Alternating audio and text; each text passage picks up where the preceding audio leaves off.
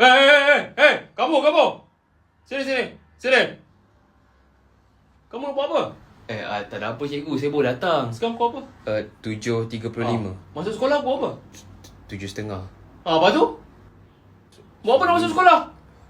Pukul 7.35 dah kan? Saya minta Dah, pagar itu. Pengawas, tutup. Saya lambat lah cikgu. Tak payah pergi masuk.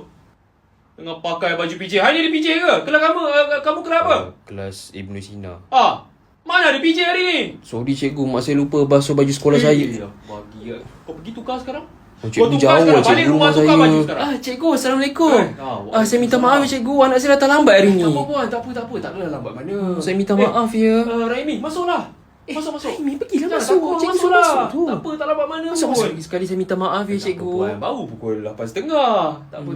Bukan apa cikgu tadi jam. Tak apa, saya faham. Saya pergi dulu Assalamualaikum. Waalaikumsalam. Pengawas, panggil budak tadi balik.